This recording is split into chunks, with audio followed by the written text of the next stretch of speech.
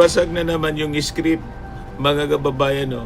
Si Father Flavi, sabi ni Joey Cajao, isa sa umano'y ex-marine, sabi sa Bogos hearing kahapon, si Father Flavi Villanueva ay inatiran ko ng pera doon sa Mindanao Avenue. BP Sara trial can proceed under Gatchalian unless Supreme Court issues TRO. So ito ngayon yung pinaabot na statement, mga kababayan, ng lead prosecutor. The impeachment trial of Vice President Sara Duterte can proceed under the new Senate. Pero ako, naniniwala ako kay acting SP Win Gatchalian. He has been very diligent as far as his legislative works are concerned, sabi po ni Luistro.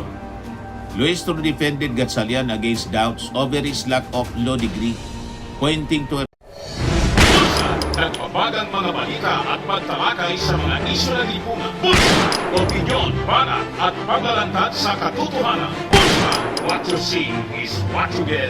You decide. Hello po mga kababayan, si Dante Maravillas. Bigyan ko kayo ng mga updates ngayon ng mga balita.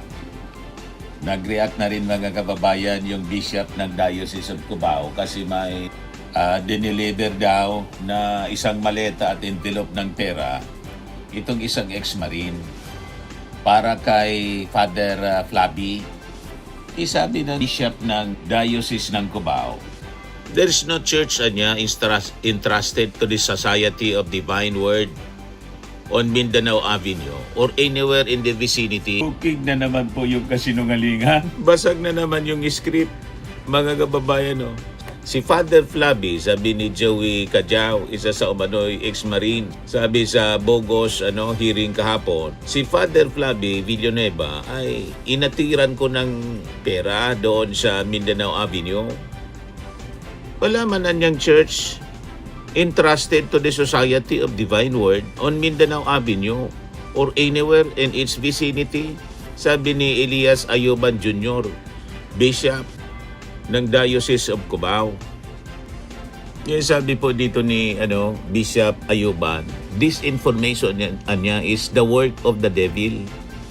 Itinanggi ni Cubao Bishop Elias Ayuban Jr. ang aligasyon ni Joey Cajao, isa sa nagpakilalang ex-marines na nagdeliver siya ng envelope at maletang may pera kay Flavi Villanueva, Father Flavi Villanueva, sa isang simbahan sa Mindanao Avenue sa Quezon City. Sinigundahan ng obispo ang payag ng ilang grupo na walang simbahan ng Society of the Divine Word kung saan kabilang si Father Villanueva sa naturang lugar. Sabi ni Bishop Ayuban, let us be vigilant in seeking and speaking the truth, for falsehood is never from God.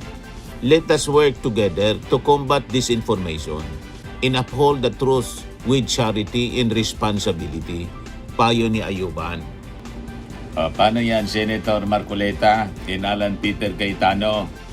Wasak na naman yung script ng kwento ng testigo ninyo.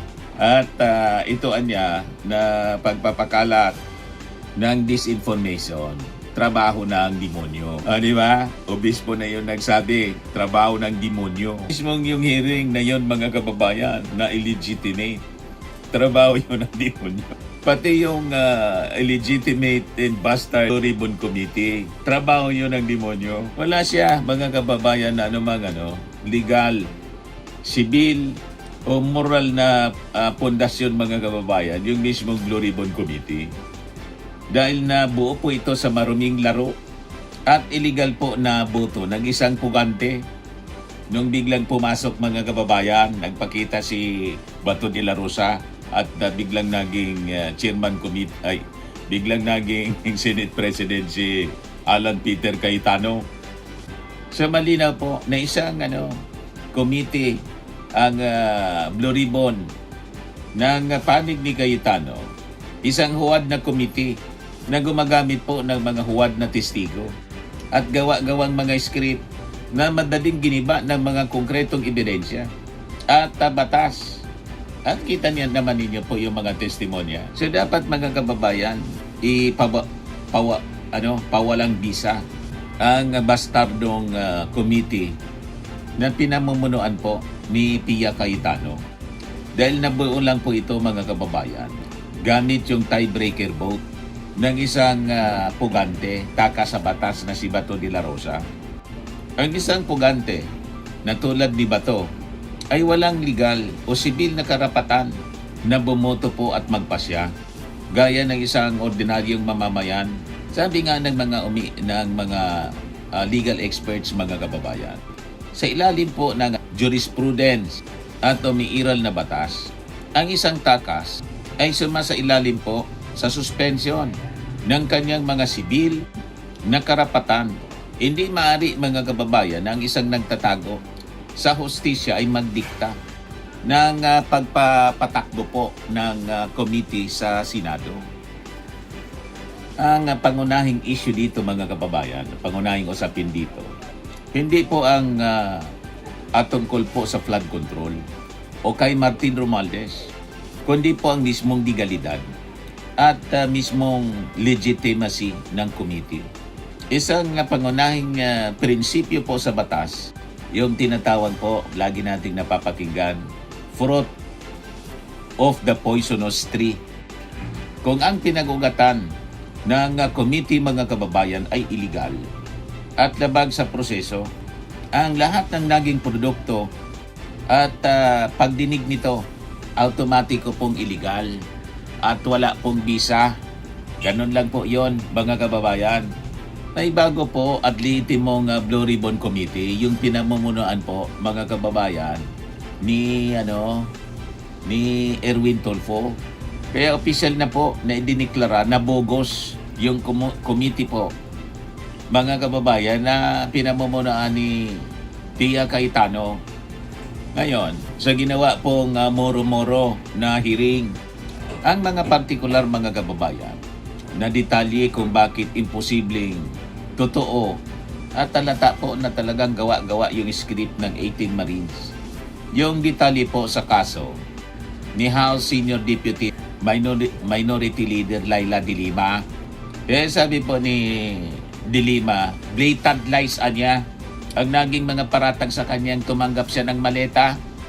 So bilang tugon po ng isang bihasang abogada at dating kalihim ng hostisya, agad po siyang nagain ng reklamo para sa cyber libel sa National Bureau of Investigation, pati perjury sa DOJ laban sa nag-akusa sa kanya para panagutin mga kababayan sa ilalim ng revised penal code. Cyber libel kayo ngayon. O, di ba? Kaya sabi ni Laila De Lima, whether anya sa maleta o sa paper bag o ano man yan, wala niya akong tinatanggap na pera. Pinapaka-imposible. Unang-una, hindi pa siya ML, Mamamayang Liberal Party List Representative. Nakakulong pa siya. Anong rason bakit siya tatanggap ng pera? At bakit siya bibigyan ng pera? Di ba po? Tapos si Tito Sen, ganun din. hindi pa siya senador, mga kababayan. Then, ang nakakatuwa na detalye ng scripted na kwento, tinunover daw, mga kababayan, sa isang mark. Isabi ni Tito Sen, yung mark niya na sinasabi nila na katiwala ko, patay na 2015 pa. Puro sablay mga kababayan yung testimony ng mga ex-Marines.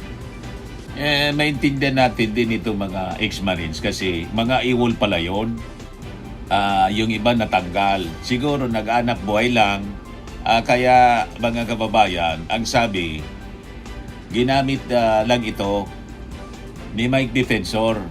Sabi ng NBI po, brinaib ng 5 million ang bawat isa. May affidavit na po. May nag-execute ng affidavit na nagsasabi, kapamilya daw ng isa sa mga ex-Marines na nagsasabi, tumanggap ng 5 million na bribe mula kay bawat isa, mula kay Mike Defensor. Kaya sabi natin, saan galing yung 5 million? Kung 18 Marines, ibig sabihin 90 million. Saan yung kinukuha ni Mike Defensor pag ganyan, mga kababayan? Matindi yung funder. So hindi kailanman mga kababayan mangingibabaw yung maruming laro at desperadong script ng peking committee ni Pia Cayetano. Dahil po yung mga gawa-gawang maleta ng pera at testigong impostor ay tuluyang pong gumuho sa harap ng batas, ng katotohanan at ng bagong lehitimong liderato ng Glory Bond Committee sa pamumuno po mismo ni Chairman Erwin Tulfo. Ganon lang yun mga kababayan. Kaya isa lang po yung tanong dito sa 18 mga testigo kuno nasaan yung ebidensya. O di ba? Makikita natin puro lang scripted na kwento. Dahil scripted po, hindi sila familiar. Ayun, nagbagsakan yung kanilang mga peking kwento. Ganon mga kababayan yung nangyari. Ngayon, tungkol naman po sa sa impeachment trial laban kay Sara Duterte, yung mga inaakusa na mga House prosecutors, hindi po sila nagpapasindak. That is yung prosecutor po, si Jinky Luistro. Isinama po sa lista ng maleta. Ngayon, sabi ni Luistro, BP Sara trial can proceed under Gatchalian unless Supreme Court issues TRO. So ito ngayon yung pinaabot na statement, mga kababayan, ng lead prosecutor. The impeachment trial of Vice President Sara Duterte can proceed under the new Senate leadership unless the Supreme Court issues a temporary restraining order o TRO. Sabi po niya. Batangas Representative Jinky Luistro said, the prosecution panel remained focused on the trial schedule. In the formal steps required on the House prosecutors, with the deadline for pre-trial submissions and the pre-trial conference now fast approaching. Definitely, sabi po niya sa interview ng DCMM, anyone can go to the Supreme Court. At ang petition nila, kagaya sa impeachment, pwedeng may prayer din for issuance of TRO. No one can stop that, sabi po ni Luistro. The statement answered one of the central questions arising from the Senate impasse, whether the dispute over Senate leadership can freeze the impeachment process, even without a direct order from the High Court stopping the new leadership from acting. Pero hanggat walang TRO na ini-issuean niya, kahit na against the new leadership, I think they can proceed. First, may basis, sabi po ni Luistro. Luistro pointed out that the new Senate leadership had already been recognized by the House of Representatives at ng executive, giving the prosecution panel an institutional basis to continue preparing for trial under acting President Win Gatchalian. So ganun yon. Second, sabi po niya, recognized na sila ng House as well as the executive represented by Malacanang. The lead prosecutor also stressed that the timetable niya is no longer theoretical as the original schedule publicly released by the Senate places the deadline for the filing of pre-trial briefs and the pre-trial conference within days. June 15, from the original timeline niya, na nilabas nila sa media, June 15 is the deadline para sa filing of pre-trial brief. Paliwanag mga kababayan ni Luistro. June 18, we're supposed to appear there for pre-trial conference. So, it's less than 2 weeks, sabi po ni Luistro.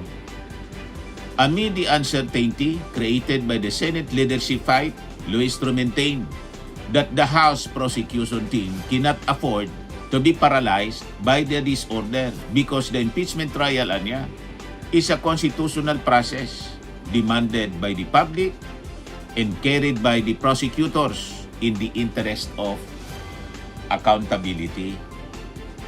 As lead prosecutor, sabi po ni Jinky, dapat kampante lagi tayo. Amid the apprehensions which are originating from all the irregularities and commotions that is happening in the Senate, we have a lot of reasons to stay positive and to continue believing that this will push through and hopefully without delay. Ngayon mismo yung design, mga kababayan, ng kaguluhan sa Senado. At ang kaguluhan, mga kababayan, hindi galing po sa Palasyo Malacanang.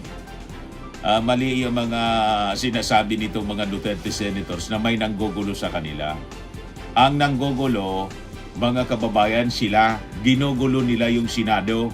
Yan ang malinaw. Ginugulo nila yung Senado para isabotahe yung impeachment ni Sara Duterte. Yan po yun, mga kababayan. Huwag kayo nagpapaminiwala dito sa mga sinungaling na to.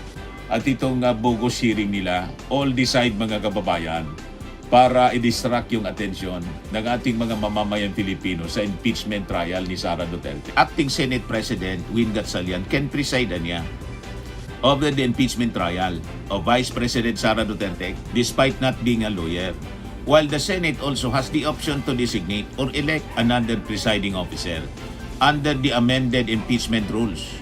The head of the House Prosecution Panel said, sabi ni Jinky. Pero ako, naniniwala ako kay Acting SP Win Gatchalian.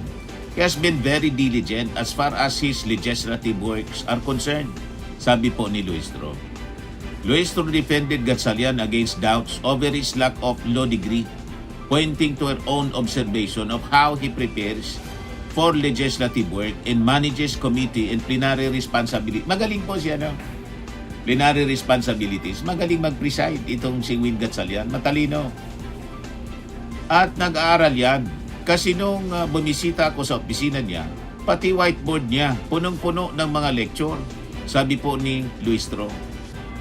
The lead prosecutor said she had seen enough of Gatchalian's working style to believe he can study the impeachment rules, understand the proceedings, and discharge the responsibilities ng isang presiding officer with seriousness. And I think we are able to observe that in as far as the way he just discharges his function niya in the committees and even in the plenary. Talagang very studious, very diligent siya, and very hardworking.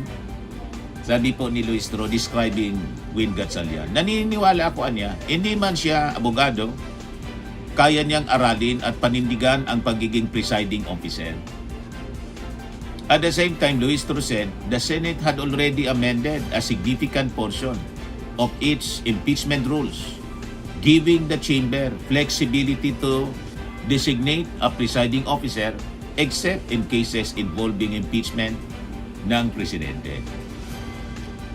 Now, in the event na hindi siya komportable dito, I remember that when he assumed and he was elected as Senate President pro tempore, as well as the election of the other chairmanship of the committees, they changed significant part of the rules on impeachment, and that is by giving power to the Senate to designate a presiding officer except in cases of impeachment against the President, sabi po ni Luistro.